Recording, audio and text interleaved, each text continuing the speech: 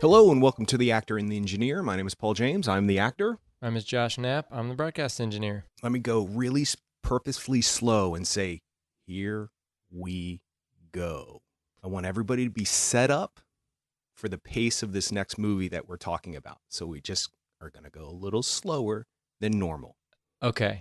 All right. Well, that's an interesting way to start the podcast because we were talking about a Korean movie, a South Korean movie called Burning, which both of us wanted to see, have wanted to see for a while. But, I think it was in the theater here for like a week or something, and then it went away, and then it just hasn't, we haven't been able to, there hasn't been a way to rent it or anything. It did come out on Netflix recently. So we both jumped on it. So I'll describe it a little bit because it may be a movie that is kind of like gone under the radar. Although it did get nominated for an Academy Award, so that's pretty big. I believe it did, didn't it? You know what? I'm going to look because I think it did not. Oh, And okay, I it think there didn't was then. issues I with, think it was submitted. yeah, That's what it was. It was submitted for the Academy Award by South Korea, but it wasn't chosen as one of the five. So this movie is based on a short story by Hakuri Murakami and directed by Chang Dong Lee. It follows a young writer, Jong Soo, who runs into a childhood friend named Hae-mi in downtown Seoul. They get romantically involved. She asks him to take care of her cat while she goes on a trip to Africa. And when she comes back, there's this like mysterious upper class guy who kind of is a creepy dude. And she ends up disappearing, and Jong-soo becomes obsessed with finding out what happened. So that is a very condensed version of that. Inherently, there are going to be spoilers. We're going to talk about spoilers all over the place. And I think this is a movie that it is slow. Okay, it's slow. But I started rewatching it again this morning, and there's a lot in there. It's really dense, and I really liked it. What about you? Well, let me just say this first of all. The reason why this came to my forefront in movie watching is because a lot of people they threw Twitter fits that this was not nominated for the Oscar for Best Foreign Language. So a lot of times that will key me into what other people are seeing that should have been nominated and or are worthy, finger quotes, of being nominated. So that's how it came into my being um, and my existence. And I'm always curious what people think should be nominated or what they think is the quality of what should be nominated. And I understand why people are throwing fits about this. This is a very interesting movie. Let me start with saying that slow is not bad. We've talked about this before. We call it purposely paced. So in the end, it's thought provoking, intriguing. I couldn't stop watching it. Although the beginning of it, it's interesting when you see a film in the theater versus when you see a film at home on Netflix.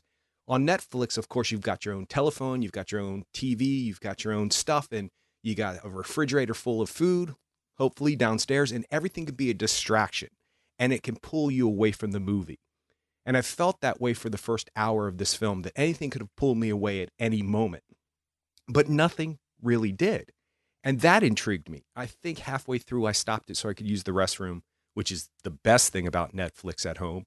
You can't do that in the movie theater. So I realized that all of these distractions, even though it's so purposefully paced and slow in the beginning, still did not pull me away. I had to see how this film ended. I had to see where it was going.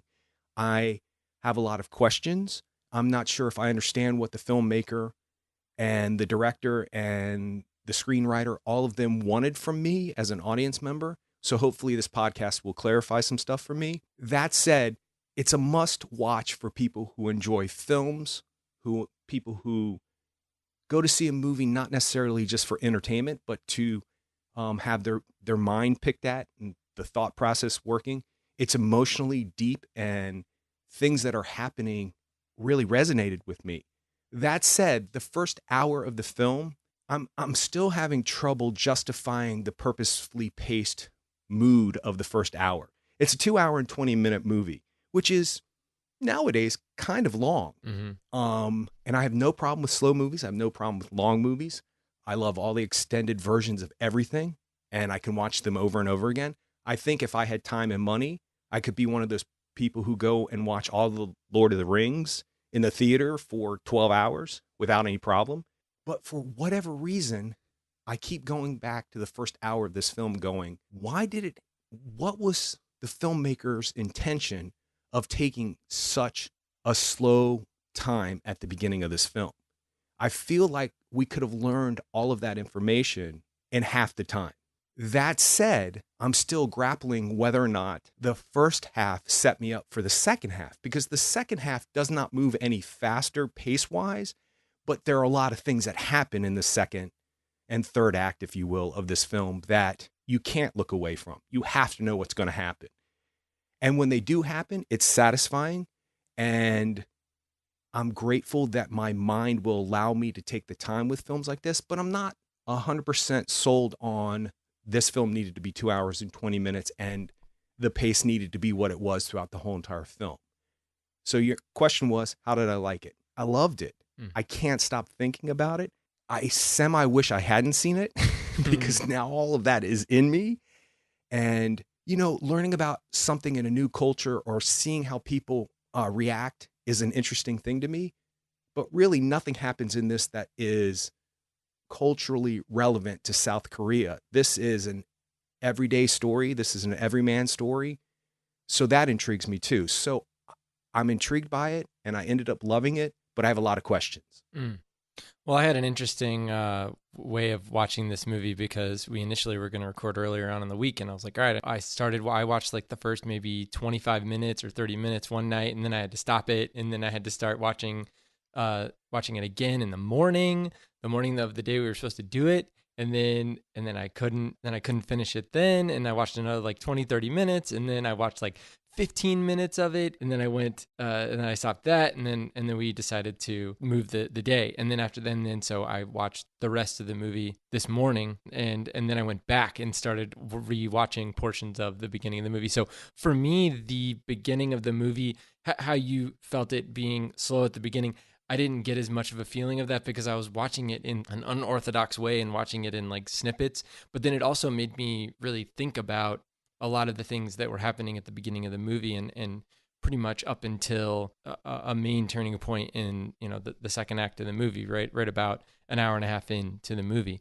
So I didn't feel that slowness as much as you did, but as I went back and circled back on the first hour of the movie, it is really important. All of those scenes are really important, and they shine a light on the last, like especially the third act of this movie. I mean, his dad is a character in the movie, and they spend more time on his dad's character and the reason why he has to go back to his family farm and all of that at the beginning that shines a light on on his demeanor, how he is at the beginning of the movie and then how he is at the end of the movie. And I think that is something we can get into here in a little bit. But yeah, I felt like everything that was put into the beginning of that movie was put in for a reason. There's a lot of stuff in there, and you really have to kind of go through it. I think you have to go through it multiple times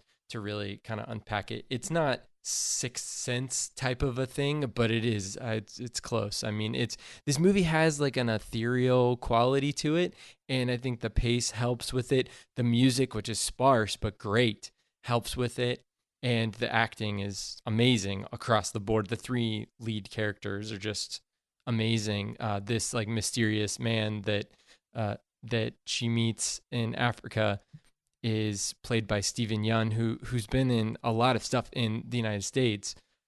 He's the main character is a really famous. The main character is played by Ah In Yu, and he's a really famous actor in Korea, in South Korea, and he's been in a bunch of stuff. I mean, he was like a kid star. I mean, I don't know if it was their kind of like version of the Disney Channel or something, but he was kind of like a kid star, then took a break and then came back with some really interesting choices. So I think that's really cool that he kind of repointed his career and was making interesting choices with his acting career. And Steven Yeun, he was most recently in Okja, which I haven't seen, and he's in the new season of Twilight Zone that Jordan Peele is executive producing, and he's been in Sorry to Bother You. He was Squeeze in Sorry to Bother You. So that's the last thing we've seen him in. Well, his claim to fame is The Walking Dead. There we go. Well, anyway, and then I looked up the actress, and the actress who plays Hae-mi is Jung Seo-jun, and this is her first role, or first, at least according to IMDb, it's her first role, which is crazy because she's really good. We could get into spoilers if you want, because I think that a lot of the stuff we talk about in this movie is going to be hard to talk about if we don't talk about the end. I agree with you 100%. But let me just say this. I realized a couple of weeks ago that watching a movie for the podcast, meaning this podcast, is different than just going and watching a film that we just want to be entertained by, or we just feel like we have to go and see. Sometimes they match up with us, like Endgame and stuff like that, but sometimes they don't. And I realized that seeing a movie for the podcast is kind of like exercising. You want to do it, you have to do it. You feel so much better after you do it, but trying to get that process started and trying to find the motivation and stay motivated throughout the film is difficult. But at the end, you're like, oh, I feel good. I'm glad I can breathe better. My back doesn't hurt. There's a whole litany of reasons why you exercise and it ends up feeling good, but it's difficult to always be motivated to sit through a movie. Same with exercising. And I realized that this film is kind of the epitome of that.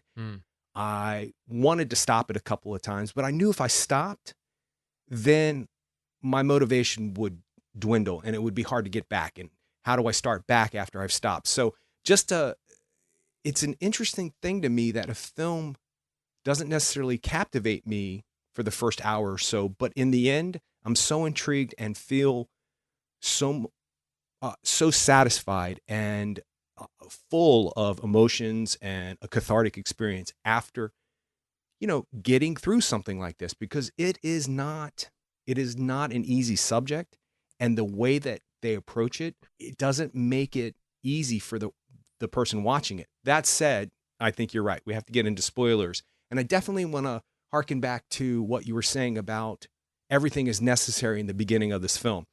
And my counterpoint is to not say I did not enjoy this film, because sometimes when I start to question things, I think people are thinking I'm hating on the film. It's not that. There's pros and cons to everything, but mine is always about questioning why they decided to do what they decided to do, and how does that make it a better film experience for me. So there's a couple things in the beginning of the film that I would like to discuss, but wherever you want to go from here, we can start. That's great. Yeah, we can start at the beginning. All right. So they meet. There's an instantaneous attraction. She is obviously somebody who's kind of had a crush on him for a while. He doesn't really remember her, but he kind of does. She's, evolved into an attractive young woman, and they have a sexual experience at the beginning of the film. And she says something along the lines of, that really pointed building in South Korea in Seoul. It kind of looks like the Needle from Seattle, but it's a little bit smaller in base. You know what I'm talking about? It's a broadcast tower. Oh, is it? Okay. It's where all their TV stations broadcast from. Yeah. Oh, interesting. See, I did not know that. I just thought it was just like the Sears Tower in Chicago, where it's actually businesses and stuff in there too. So she says at some point in that first conversation before they have their sexual experience that the sun reflects off that building into this room a certain way, but you have to be really quick to catch it. And during their sexual experience, he sees that reflection. And then every time he goes back to that building or back to her room, because she has asked him to take care of her cat, finger quotes, when he sees that view, I think he gets sexually stimulated because it reminds him of what happened. My question is this: why continuously show him being stimulated and masturbating? And we got that the first time that happened. So I think it happens 2 more times that he goes back. And then it happens, I think, a 3rd time later on in the film where he imagines seeing her there at the same time. So I have no problem with sexual experiences in film. I have no problem with, self-satisfying sexual experiences in film. Adaptation is one of my favorite movies, and that's all Nicolas Cage does throughout that whole entire movie. But my point is that, he does a lot. My point is, once shown, why are we seeing it again 2 or 3 other times? We get the fact that he is stimulated by this experience and the memory of this experience, and he misses her, and this is part of human nature to have that experience. So why again and again and again? I don't have an answer for that. I guess I didn't really.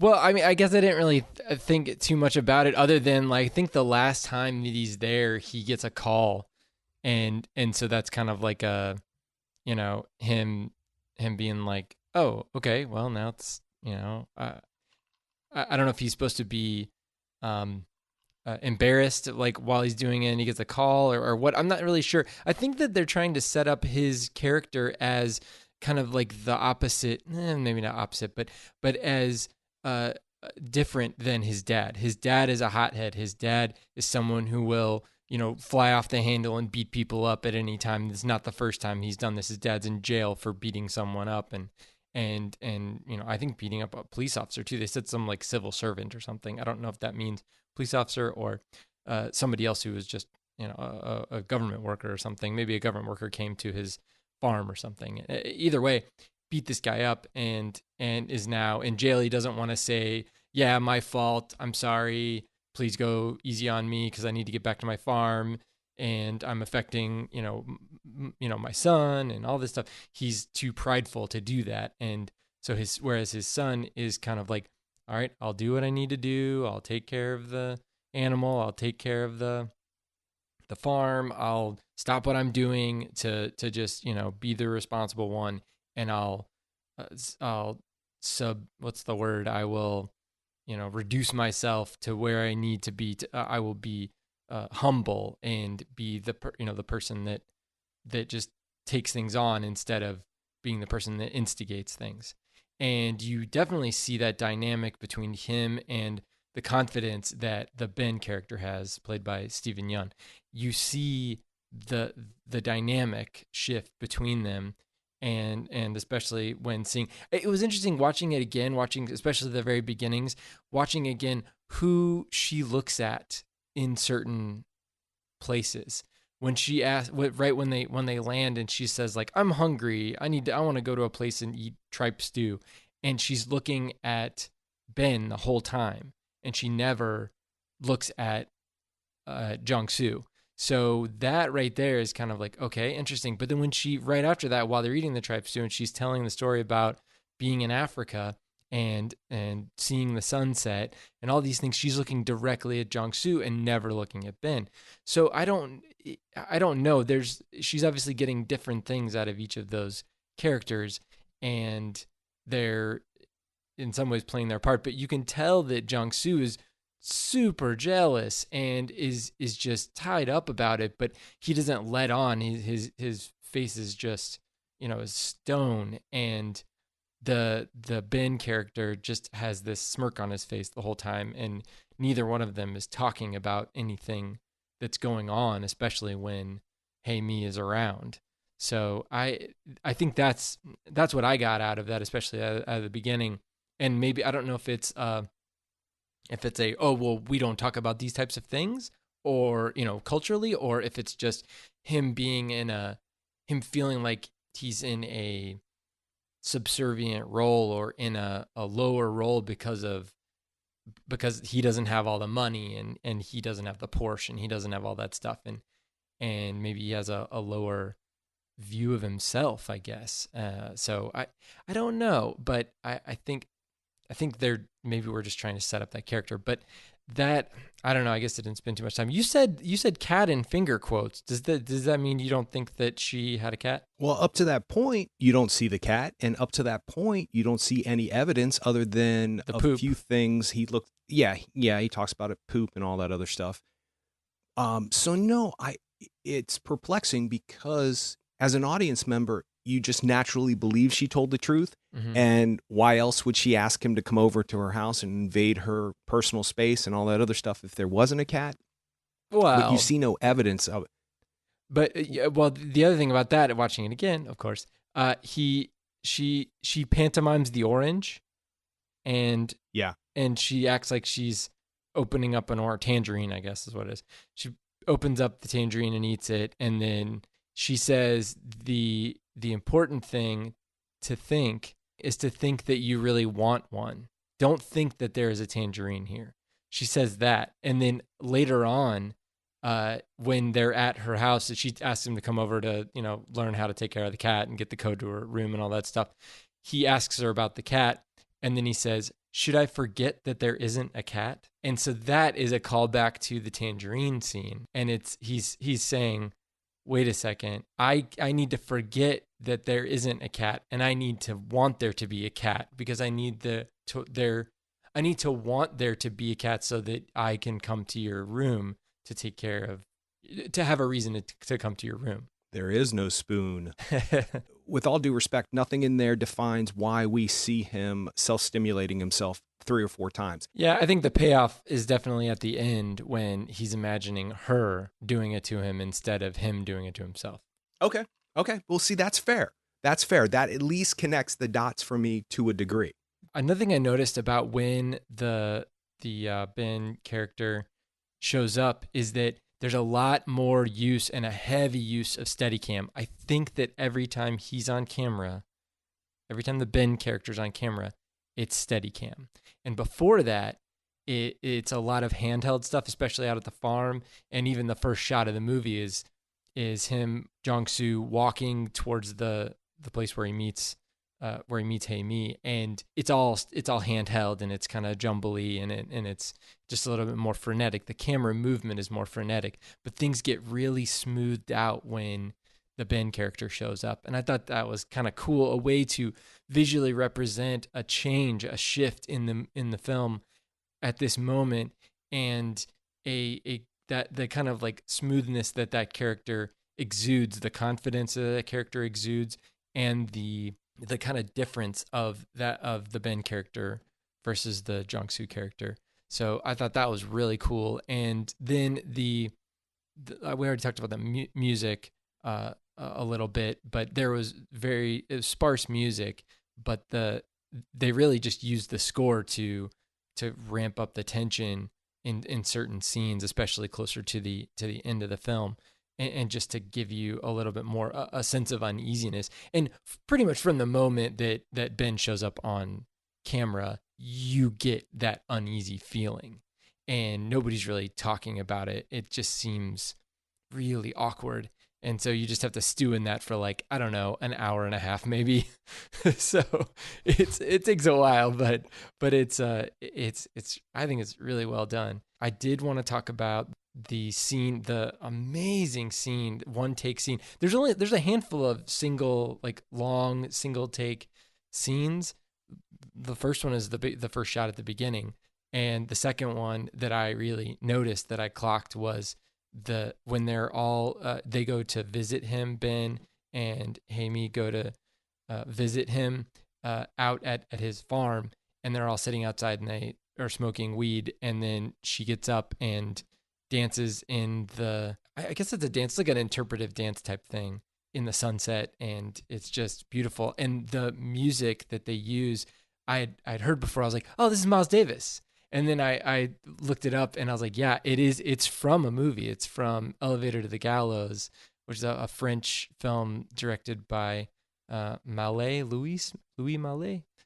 I've never seen it, but the reason why I knew about it is that they asked Miles Davis to create the score for the whole film, and it was right around the time of Kind of Blue, which is probably Miles Davis's most famous album, and him starting to do to get into modal jazz, which is it's also very ethereal stuff. You don't even really have chord changes. Most of the time in jazz, you have these chord changes, and you're like, play this chord, then this chord, then this chord, or play notes that are in this chord, then this chord. But in modal jazz, or songs that use modal jazz, you're pretty much saying like, you can play these 10 notes the whole song and just keep going. It gives you a lot of options to play around with, but it also keeps you in this kind of like stew of a song, and it doesn't. It keeps you in this feeling, I think, and it's really cool. And I think that was a great choice for that scene. I thought that scene was beautiful. And I did read a little bit about it, and it's that magic hour type thing, and they were saying that they had to shoot it for like multiple days in a row because they only had 5 minutes a day to shoot it, which is kind of cool. And it's one of those things where while I was watching it, I was like, this had to be a nightmare because of how it looks and how the continuity is so strict in that scene that there's no way to get around it. I mean, you not only have that scene, but then there's scenes afterwards that are just right at dusk. So it must have been really difficult to do that. But what came out of it was beautiful. Yeah, I agree 100%. And it also allows the audience member to know that we're still taking this narrative at a certain pace. And whatever your preconceived notions about what has happened or what will happen, you just have to let them go and just kind of flow with it. And that's kind of what she does. That's kind of the improv dance that she does. She's just going with the moment, going with how she feels. And I think that's really interesting to just allow the audience to take their time, because most films that we're used to would have stopped that somewhere halfway in between. They would have, she would have been up halfway naked and done with in a matter of 30 seconds. And I have a lot of times said there's certain films, for whatever reason, Walk the Line comes to mind. There's a scene with Reese Witherspoon where she's sort of having a little bit of a breakdown as June Carter Cash. And I understand why the director cuts it, but he cuts it very much, almost 30 seconds into it. I'm thinking, oh, it would have been nice to just see it just for 30 more seconds. And I understand he didn't want to indulge in the emotion. He wanted to let the audience know that this is what she was going through and then move on. And I get that, but sometimes it's good to just slow down. And I think that's a reminder when this scene happens. It just reminds you that you need to just slow down and take in what you're looking at, because it is beautiful. That sunset is beautiful. That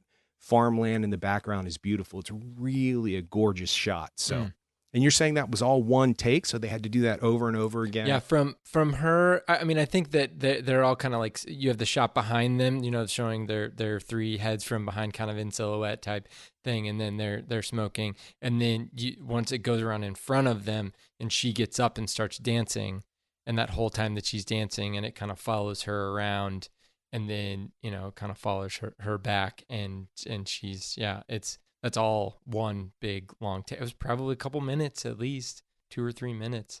And it was almost the whole song. Générique is what it's called, but I think it's like the main song from that film. But it's pretty cool. I didn't look, but I'm sure it's been used in other films, and I've definitely heard it just in Miles Davis playlists and stuff like that. But it's a great song. But the other thing that does is it gives us that little pocket of time.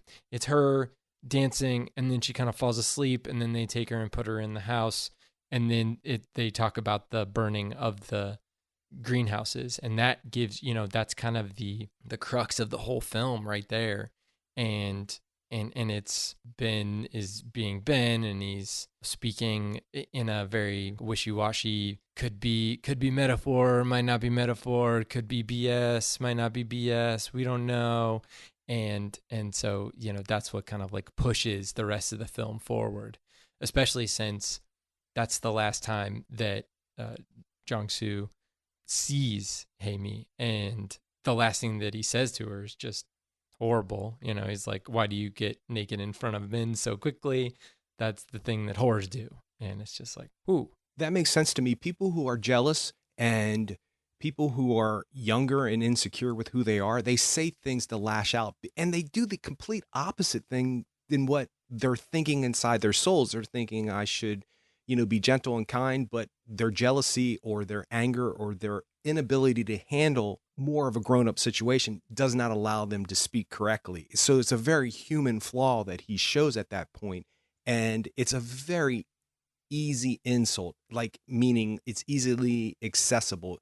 There are a few things you can just tell certain groups of people that are insults that immediately cut to the core, and to call a woman any of those names is just cutting it right to the core, and it's juvenile and it's immature. And I think it shows the opposite really of what he's going through. He's really in love with her, and he doesn't know how to express it any other way. So yeah, and he also is, I'm sure that he's he's obviously jealous, but he's also sad that she's deciding to go home with Ben instead of staying with him. She's already there with him, and she would have the ability to, to choose him over Ben. And I think that's what he's, waiting for, what he wants, but he doesn't know how to express that to her, or he's too shy, or whatever, or he doesn't feel like, he doesn't have enough confidence to really ask for that. So he just kind of like, it gives you a little bitty glimpse into the kind of repressed anger inside of him.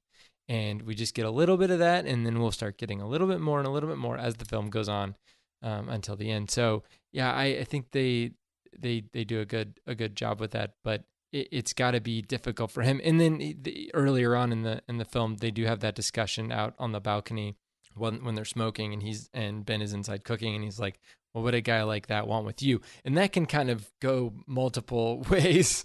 It can kind of be like, well, maybe I'm a nice person. Maybe he wants to hang out with me because he likes me. But then it could be like, he just wants you because you're hot, and he's just going to use you and throw you away. But what he didn't say is like, whereas, I love you, or I want to be with you, or whatever. He didn't say any of that stuff. But it's still a little bit of a, kind of a back and forth.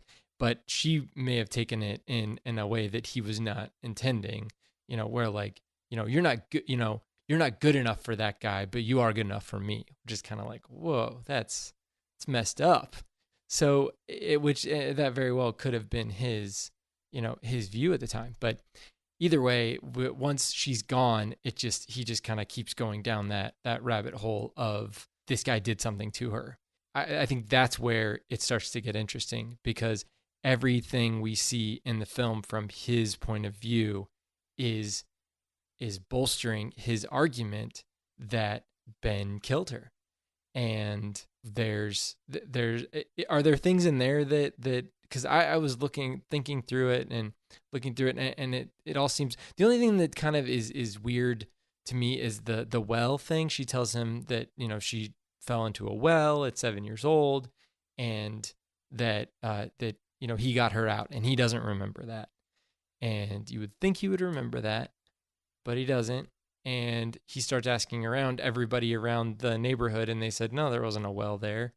And then he calls up his mom and doesn't really care about his mom really that much, other than saying like, hey, was there a well? And then she's like, oh yeah, sure, there was a well, I think, but it was a dried up well or something. And then the other weird thing about the mom part is that she's like, oh, I have a bunch of debt, and he's like, oh no, I'll take care of it. So I don't know where he's getting the money from. So I'm very confused. Do you have any insight on that part? Because that's the only part that I got confused about. Yeah, none of that led to any more questions than what you're supposed to be Mm. questioning in the film. As for the well thing, I, I often pride myself on how great of a memory I have. And then somebody will tell me something that happened when I was a kid, and I'm like, what? I don't remember that at all. Like, not at all. Not even the colors or the situations or the people, nothing.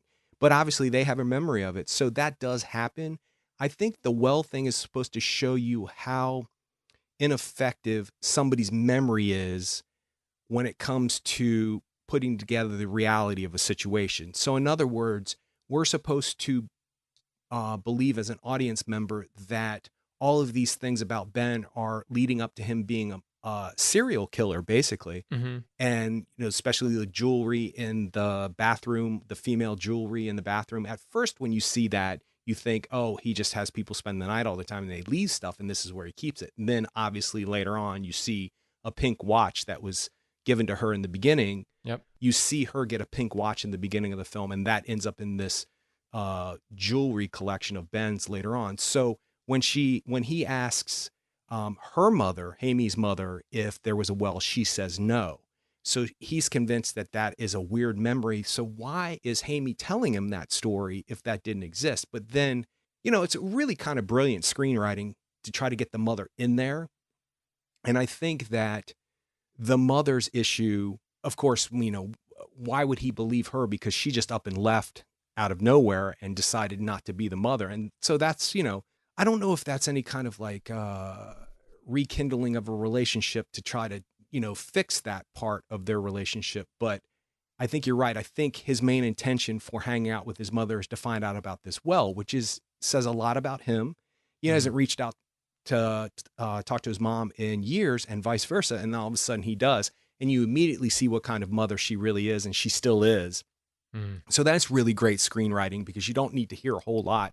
You're like, yep, this is exactly the person I'm expecting to have just walked out on their family.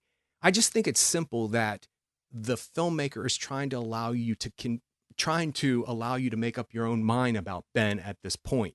Mm. So instead of showing more things about what Ben could have done or we think did, he tells us about this well to get the audience member to start to wonder, well, is this really what the guy is seeing? Is this guy really a murderer? What's happening here? And it's sort of an indication to the audience that we we got to question these things, but don't be convinced that, this guy's a serial killer just by what you see, because this person doesn't remember this person doesn't remember that, but yet, and this doesn't he even talk to somebody on the land? He Mm-hmm. talks to a farmer on the land, and the Across the farmer's like, street. nope. Yeah. Yeah. And that is, literally that should be the witness that's believed, because Yeah. this person has no stake in the game at all. And the mother doesn't have any stake in this narrative, but she has a stake in the relationship. So it's hard to say, okay, well, maybe the mother just said yes to pacify this kid so she can get around to the debt that she's in. Who knows? That makes sense because it's like the canary in the coal mine. This is kind of like if people can't figure out if there was a well at a particular place at a particular point in time 16 years ago, then maybe all the things you're seeing aren't as on the up and up as what Jong-soo thinks they are. Yeah, the whole film is set up that way because when you do see the cat at the end of the film, closer to the end of the film, is that her cat? We don't know. Right, exactly, because cats do strange things. Cats respond to different people, and then they don't respond to the people who have loved them for 15 years, and they go to somebody else. So the question becomes at the end of the film for me is, what did I believe? Did I believe that this guy was a serial killer and what happened to him was justifiable, regardless of what you feel about the ending? I'm not saying the act is justifiable. I'm saying, was he justified to be pushed into that? And, I never thought about it until you just brought it up. And I probably would have come to it eventually, that the subplot of the father is really important. I mean, it's 90%, of course. We've talked about that a million times. Father-son relationships, but him having anger management issues to the point where he can't apologize or see realistically that there was any other choice to beg back and not get convicted of something, because obviously he's had a lot of problems with this issue, the father.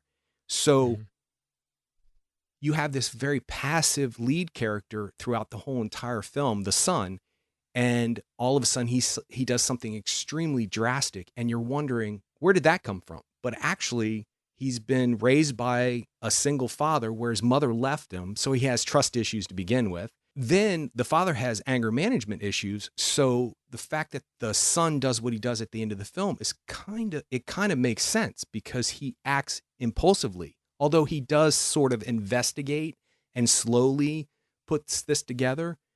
But I think each thing that he sees that could be somebody's memory that's skewed, the cat, the jewelry, whatever it may be, there are explanations for everything other than that he's a serial killer. But then once all of those things are seen, the makeup kit and then the scene with Ben putting makeup on the girl, you're thinking, oh, that's one of these traditional things that serial killers do, where they have a pattern that they follow. They make the girl up look really pretty and before they murder her, or whatever he does to them. But he could just be a makeup artist, or he could just be somebody who, this is how he seduces girls. Then you see the same pattern with that girl kind of being the entertainment of his group of friends, just like you see Hami in the beginning doing the exact same thing. So it's perplexing. It's interesting. I can see why people who have seen this film can't stop focusing on it, because it does beg a lot of questions. Are these memories real? Are our memories real? And if they are real and these situations are real, is what he does justifiable? Because, in the end, this film doesn't do and I'm not dissing on American films, but traditionally an American film would justify what he does at the end by making the audience convinced one way or another that this guy was a serial killer. This guy just does what he does. Yeah. and he's following his impulses, which is it's fascinating. Yeah, the big theme of this is really confirmation bias. It's kind of like taking to task confirmation bias and determining if you go into a situation wanting a particular outcome, because what's the best case scenario as far as his emotions are concerned is that the reason why Hey Me is gone is because she was murdered by a guy who she may have liked better than me. It would be perfect in that it's not that Hey Me doesn't like him, it's that she was killed by this guy who is, has got his life all together, who's, in every measurable category, you could say that the Ben character has got a leg up on him. He's got a loving mother that he talks to on the phone as they're driving back from the airport. And he's like, "Oh, I'll see you next week. Hey, all right, great." There's even a scene of them eating like family dinner. There's a scene of them being in church. And he's like following him at church. And then he goes after church. They have a dinner at church. And he's kind of like creeping around in the background while they're having family dinner. So every measurable, category, Ben is crushing it compared to Jong-soo. And so he's looking at all these things and he's like, well, it would be so much better if, I mean, this is like in his subconscious possibly. It would be so much better if this guy was a serial killer who was a horrible person who took the love of my life away from me, as opposed to, Hey Me just kind of got itchy and she needed to leave because she owed a lot of money on her credit cards. Or that she was taken away because of all of those things that he's been crushing it on, that he does have money, that he has a stability in his family. Yeah. That's the reason why Hamey is more attracted to him, Yeah. that he has it together, that his apartment is 5 times the size of her apartment in South Korea. I think it's even bigger than his house. So yeah, it's a perplexing question to say to oneself, what I see is not necessarily what is the truth. And that brings me to the point of the title, Burning. Obviously, it's burning desire for her. Obviously, it's a burning, literally burning of the greenhouses. So is the conversation that you talked about earlier when she is asleep at the farmhouse, when Ben says, every once in a while I'll drive past these old greenhouses and I'll burn them down.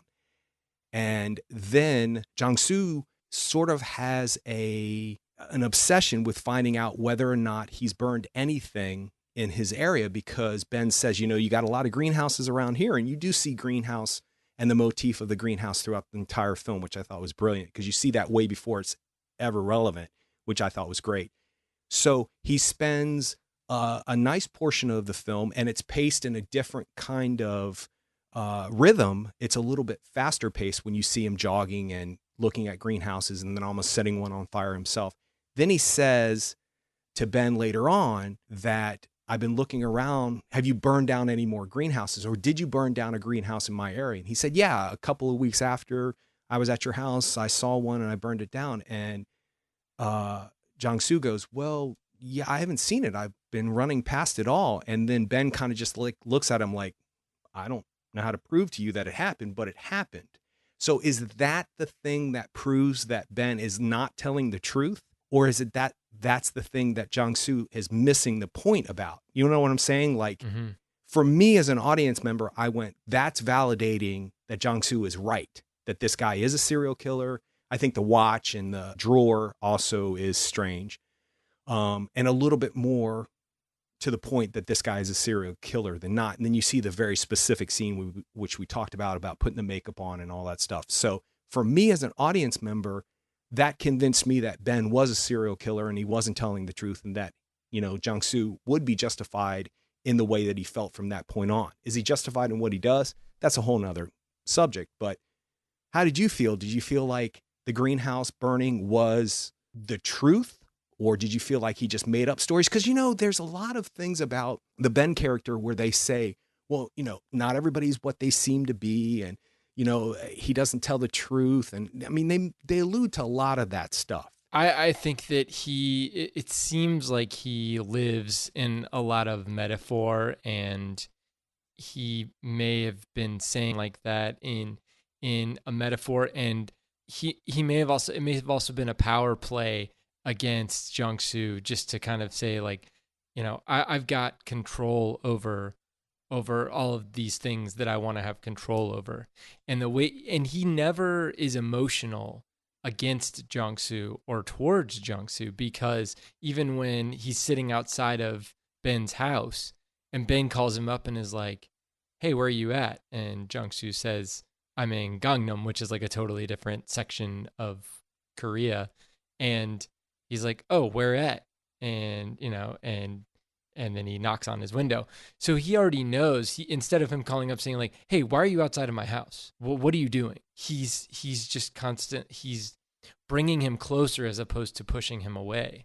And that's either, if he's a serial killer, that could be sociopathic and psychopathic behavior, which would be totally normal for a psychopath, for a serial killer to do.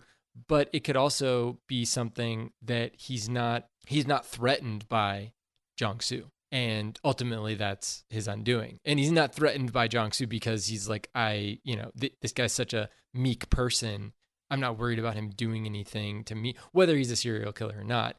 If he is a serial killer, he's like, I'm not worried about him doing anything to me because he's not going to have the balls to do anything.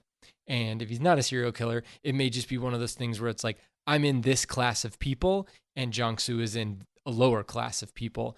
And he should be lucky that I'm allowing him into my house or whatever. And so he definitely never felt threatened. And then he also didn't feel like he needed to be a jerk to Jiangsu either. But it was really creepy the way that he interacted with him. I felt like it was really creepy the way that he interacted with him. And maybe it was just that it could have been that he was just trying to bring him into a fold of people, because he obviously has friends. That's the other thing about Hey Me, is that multiple times in the movie they talk about how she has no friends.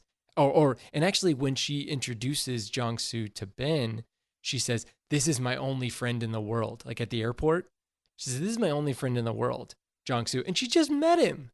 So I mean, I don't know. I mean, I'm not saying that they can't have a connection like that, but the fact that does a couple things. It says like, well, that's a perfect person to kill if she doesn't have any friends and nobody's really going to be checking up on her, which nobody does except for Jiangsu, and even her family doesn't really care that she's not around because she owes a bunch of money to the family, and so she's just kind of been pushed away by, I guess, a bunch of people, even her immediate family.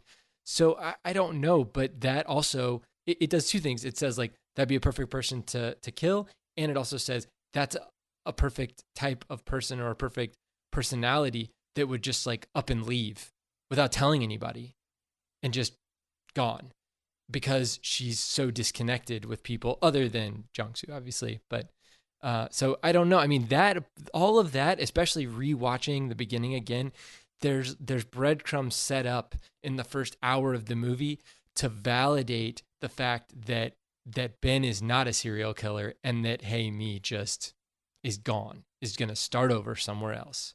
Or maybe she's going back to Africa or somehow, or maybe she killed herself, because there's a scene, well, the scene close to the beginning of the film where they're eating the tripe stew and she's talking about the sunset in Africa, and she says, she's crying, which that's also a long, single take. They don't really cut back to anybody else. It's just her telling this story about the sunset, and she goes from like telling the story to like crying and telling the story. And I'm like, to me, like, especially after doing this podcast with you, like I never really like put things together as far as actors are concerned. I'm like, okay, actors cry, whatever. But like, I don't know, hearing you talk about acting and the mechanics of acting, like I have a lot more respect for something like that now, how somebody can start a scene in one way and end at one emotion and end it at another emotion with like no cutting back and forth.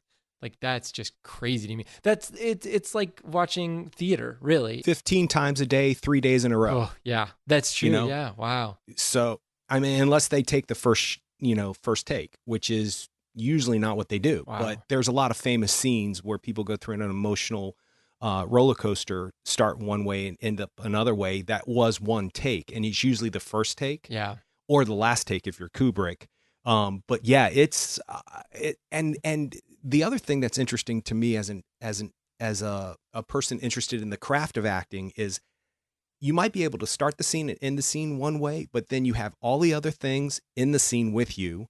Then you have all of the distractions of the crew behind the camera. Then you have this big blank black box in front of you trying to film you. So it's amazing to me that people can disconnect certain aspects of being a human being to focus on other imaginary aspects of being a human being and create a true emotion. It's perplexing. I sit in my backyard nightly watering my plants, talking to myself like an insane person, still trying to get monologues right. Hmm. And I'm like, damn, if I could have done it like that, that would have been brilliant. But that was 25 years ago. Get over yourself. But yeah, it's an interesting craft. We've talked about this before. You know, you use the color blue, it's that certain shade of blue that you're using. It's always going to be that certain shade of blue. How you use it is what defines you as a painter, in my opinion. You know, it's not always going to be blue when you're trying to interact with somebody in a scene.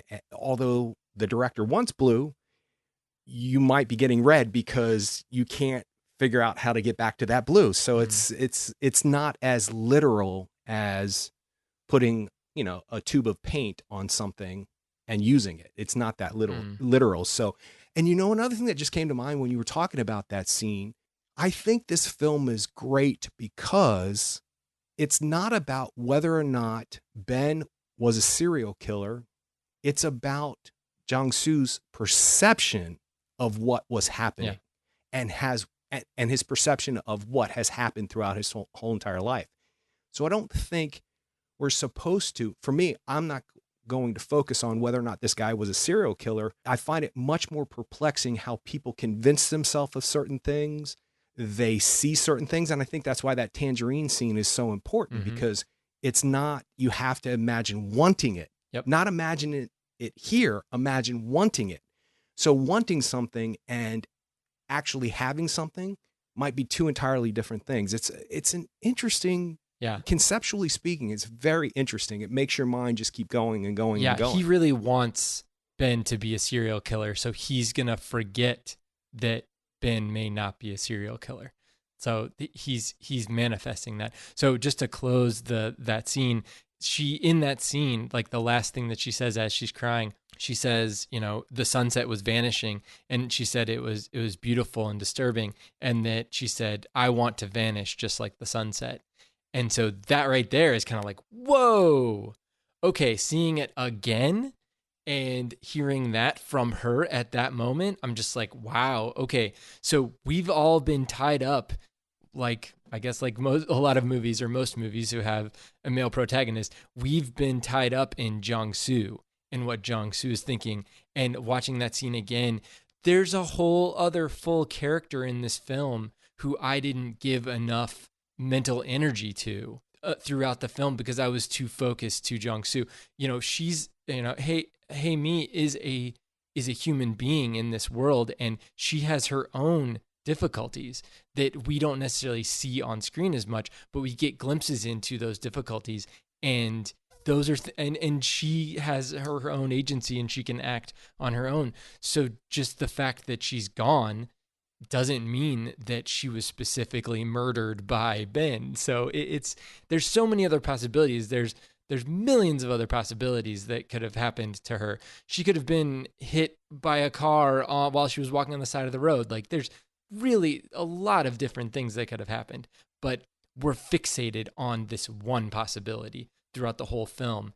And then by the end, we could talk about that ending scene too, which is the third long shot that I really, you know, clocked. That is a single shot, that is one take from him getting out of the car, going towards Ben.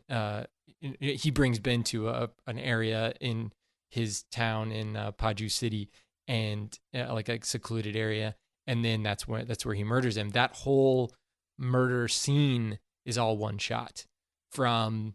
And I was wondering by the end, like when he puts the kerosene on the car and he lights the lighter. I'm like, Steven Yeun, the actor, is inside that car. And I'm like, how are they going to do that? And so he's, at this point, he's naked and he's got all his clothes in there and he throws it in there. And then they kind of just stay close on Jong-soo. And then it does cut before he gets back in his car or into his truck. Once he gets into his truck and drives by, that's when you see the flames. So I was like, oh, good. They didn't have to like do some weird fake thing and like have him sneak out or something. Hey, can you sign your contract? There might be possible nudity and you might get burned. Yeah, exactly. Here's your contract. Oh, sure. No problem. I'll do whatever. I can ride a horse. I can play guitar. I can get burned. Actors Exactly. will say stuff to get a job. Probably. But anyway, that whole scene right there was great too. And he goes through an emotional whole thing there. That's one of those things where like, I wouldn't know how to even start to tell somebody how to act that, because he's nervous, he's shaking, he's emboldened, he's not backing away from his actions. Like he has the initial kind of stabbing and then he goes back to Ben, because Ben's trying to leave in his car. He goes back to him and finishes him off and all that stuff. But yeah, and so that's another kind of like acting thing that I was really impressed with. And you talked about Stanley Kubrick earlier. I've been reading, I just bought this. It was like an amazing deal at Barnes & Noble of all places. They still exist and they still have books, but it was $15 and it was this Stanley Kubrick Archives book, this huge, thick book. And it has a bunch of pictures, like behind the scenes pictures of Stanley Kubrick and all of his movies, a bunch of essays for each movie. And I was reading this past weekend, about Eyes Wide Shut, and there's some pictures in there of Nicole Kidman and Tom Cruise. And there was one picture of Nicole Kidman kind of like on a bed getting ready for that there's like a really emotional scene where she tells Tom Cruise about her dreams. And she, throughout that scene, she, kind of just breaks down and is really, and it was like the caption of the picture was like Nicole Kidman preparing for a scene in Eyes Wide Shut. And around her, there were these two huge 1K lights, like just insanely huge. And I mean, they're probably 2 feet wide and they got gels on them and stuff. And there's people around. There's like a gaffer behind her and like Kubrick standing next to her. And she's just totally not there. Like she is in a different place. And that's got to be even more difficult to, like you said, get yourself ready for a scene and make yourself present and in those emotions and as that character, while other people are like adjusting lights and, like holding things up. And I mean, it was kind of amazing. I didn't really think about things from that point of view, but those pictures kind of gave me a little bit of an insight in how difficult it must be to do something like that at that high of a level. Well, you can probably relate to it somewhat in what you do. You have a problem where something is not working visually, and you're trying to figure out what it is. A lot of times the problem will allow you to see something differently and you fix it because of the problem, meaning the problem doesn't inhibit you from finding the solution. It is the catalyst for finding the solution. I'll give you an example of what I'm talking about in the acting world. You've seen a lot of publicity pictures of me at this point in the newspaper and blah, blah, blah. Not a lot, some. That made it sound much bigger than it was. But you're everywhere. I can't get away from them. Yeah, I know, right? Lucky you. Could be worse. But there's a publicity shot of me in the last play that I was in, and it's really a close-up shot. And I remember thinking to myself before I started that monologue that this guy who's taking pictures, he's all over stage and he's right in front of you. And you're like thinking, what? Get out of my face. Like, I can't focus. But actually trying to overcome that is actually helpful because it reminds you to fight against something. So we've often talked about an intention and an I want, and finding what I want from the other character causes the conflict, which causes the fight. And then eventually you find a resolution, and that's the end of the play or the movie. Same thing happens in those moments where they're trying to adjust lights or they're trying to do something and Nicole Kidman's on the bed. She's probably utilizing that to help her focus even more. And if you fight that and you think to yourself, can you just stop so I can focus? it's never, first of all, they can't. They've got a job to do themselves. And there's a purpose that comes out of that job, be it a publicity picture or whatever. You allow yourself to use that as something to fight against, and it becomes even more interesting. And for me, I've talked about this before. I believe in intentions. I believe in verbs. I believe in I wants. I want to contemplate my existence to find out if it's worth living was something that I used in a play. I don't know if it's that strong of a verb, but it seemed to click me into certain things. So every time that guy got into my face and clicked those pictures, I kept thinking to myself, I need to contemplate why I'm even here at this point, and why is this guy in my face? And let me take out what I'm saying on him. And luckily, that was a really cool shot, and it seemed to help, and it seemed to jumpstart me into somewhere else. And actually, the director said something about, do we need to have a cameraman in your face every day? What were you doing? That was great. You know, he's kidding around, but he's also making a point. So it's difficult, but at the same time, when Jiang-Soo is going through all of that stuff, I didn't realize that was all one shot. I'm even much more impressed by that now that I know that. I actually think that might be easier to do than to jumpstart, go in, you know, start it, stop it, start it, stop it. Rami Malek was talking about filming Live Aid for Bohemian Rhapsody, and they were filming certain things and certain parts of the songs. And then finally somebody had suggested, why don't we just film it as if it's a mini concert? You start with Radio Gaga, you go into this, you go into that, and we'll film it like that. And they all filmed it that way. And it seemed to make it easier because it was a flow. It was a concert. You know, the ebbs and flows of the concert were there. So one whole take might sound daunting to somebody. For me, it sounds right. It makes sense. And as for how he stays emotionally invested, I don't know how this particular actor did it, but for me, it's about an intention. You know, I want to blow this wide open so I can find out whether or not he's a serial killer. I want to stop him in his tracks, whatever it very well may be intention wise. As long as that's going, then you can flow with it. And also, one long take, just like in theater, it allows you to feel certain things that you weren't necessarily feeling when you were stopping and going. If you have one intention and it stops and goes, you continue with that intention. But sometimes the beat changes and you don't even realize that it's changed until you've already run it all the way through. Because you'll do scene work and you'll say, okay, we're going to do the top of page 1 through the bottom of page 4. But the scene goes until page 8. And so you don't really ever rehearse it except for scene of page 1 through 4, 4 through 8, or the top of 3 through the bottom, whatever it may be. But then when it flows and you actually rehearse it, things change because you're actually letting it roll like it should. So for me, it's daunting, but at the same time, I understand how that might help an actor get through that. But that last scene it's cathartic because obviously it's the last scene and you're finally getting an answer to what Jiang-Soo thinks it is, this whole story. And that's satisfying because it is perplexing to sit in the movie theater and watch a movie and you're not sure what you're supposed to be thinking. If that was the intention of the filmmaker, he did it great because I was never sure. Most traditional American films, they give you an answer and that's satisfying. And they give you a concrete ending and that's satisfying. But this is satisfying on a different level. I don't know if I digress too much, but it's just fascinating.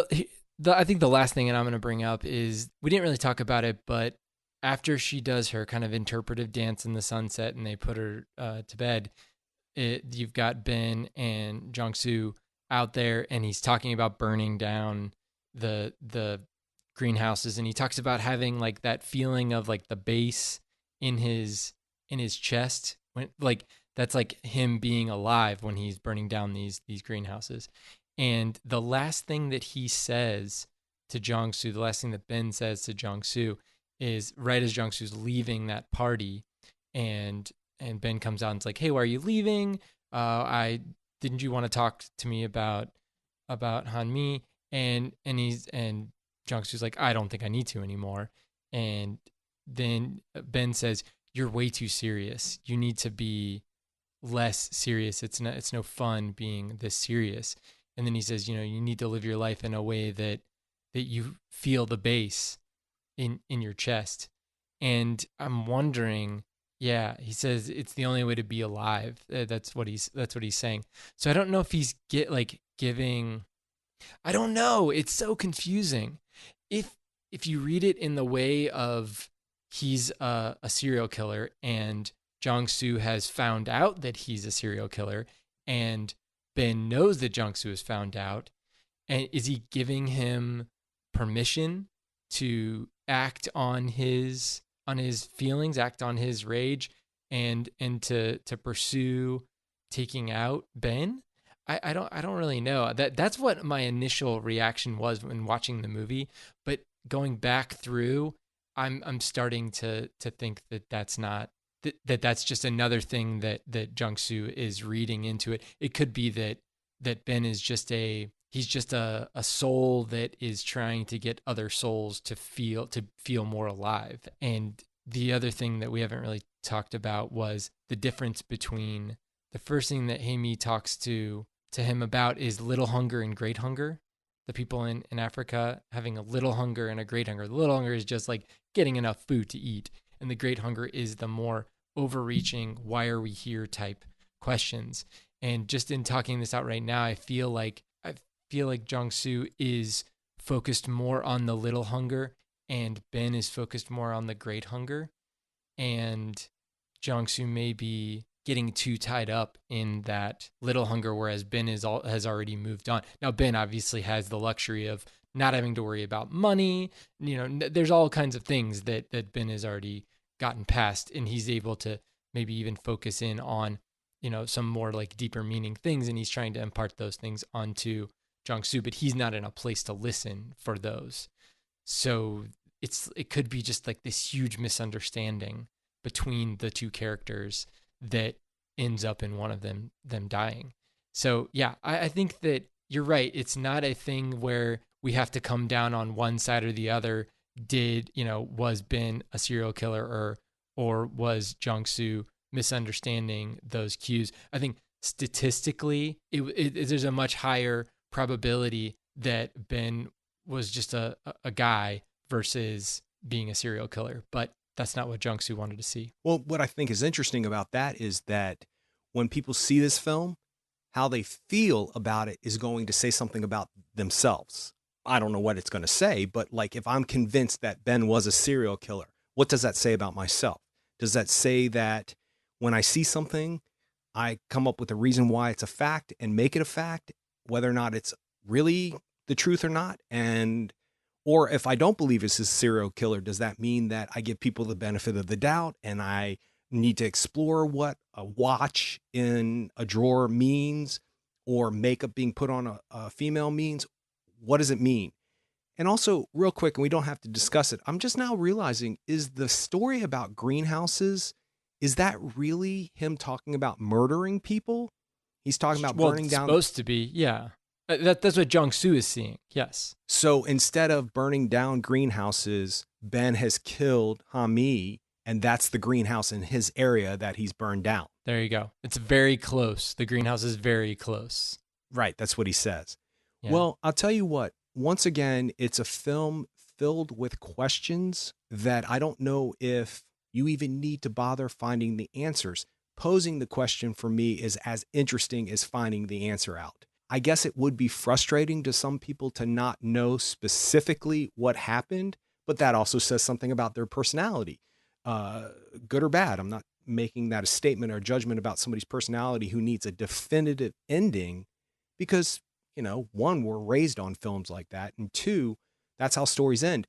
And I'll throw something out at the last moment that maybe we can revisit this film in the future. I'm wondering how much of Faulkner's work Mm. comes into play because It's based on a Faulkner short story. oh, Yes. it Well, is. it's Murakami wrote his short story kind of loosely based on a Faulkner short story called Barn Burning. Oh, okay. I think maybe you mentioned that in the beginning of the podcast and that registered somewhere. Maybe that's why it's coming back up for me. But yeah, I'm wondering how much, if I knew Faulkner's work, would influence how I felt about this. And I'm wondering if there are characters who do one thing and they're interpreted as doing another thing.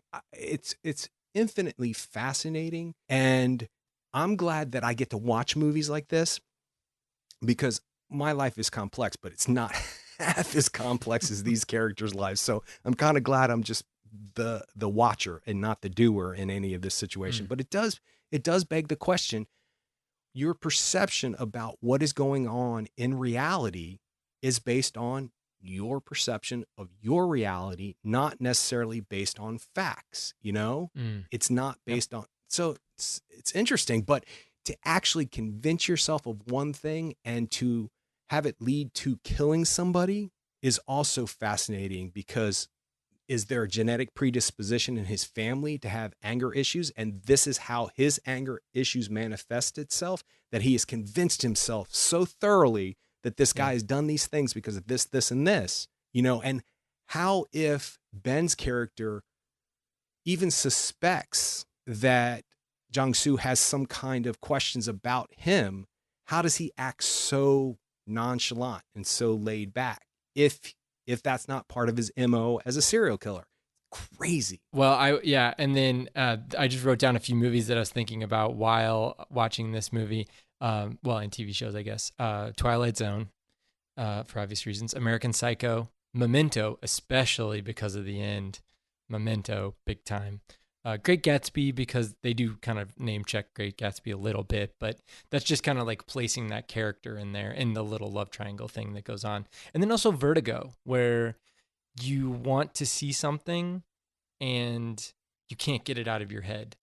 Right. So yeah, all of those I think is really good, that it's a contemporary film based on a short story by Murakami that has a little bit of a basis on a short story a long time ago by Faulkner. So it's really cool. It's a, kind of a mix of all those things. So, all right. Well, you can check us out on the web at actorandengineer.com. You can go to facebook.com/actorandengineer, and you can tweet us at actorengineer.